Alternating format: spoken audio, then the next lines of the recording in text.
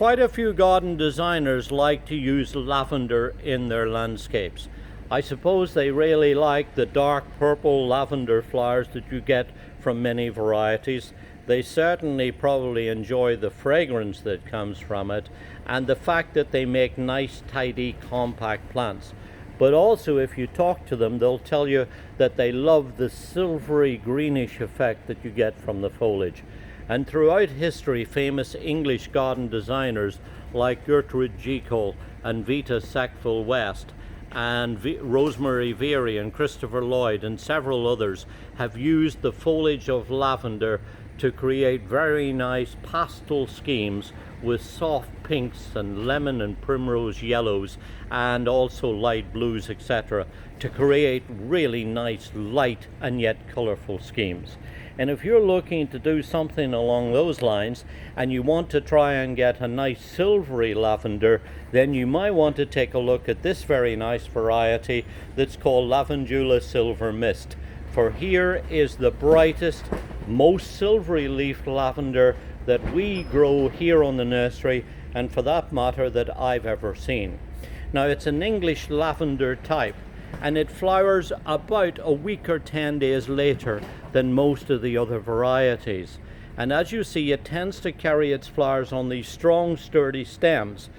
And when they come out, they're a lavender blue color, and they're actually very good for cutting and bringing indoors. I have a friend that grows it just simply for the silvery foliage. He cuts off the flowers, trims them back so that he gets it really bushy and compact and bright and silvery. So whether you allow the flowers to stay on and use them for cutting and bringing into your home, or whether you grow it just for the silvery effect, I think you're going to find that this is a really excellent lavender. Now, it's important, like all lavenders, that you plant it out in a sunny, well-drained position. Lavenders love to grow in plenty of sunlight, that's very important, but also they like to grow in rocky, gravelly, sandy places. So that if you've got a raised bed or a rockery, or perhaps a bed that's lining the sides of paths or driveways, somewhere perhaps that's a little elevated so that you get extra good drainage out of it, that's important. And it might even be worth your while when you're planting it to mound up some soil and to mix in some extra grit and gravel so that you improve the drainage qualities of the soil.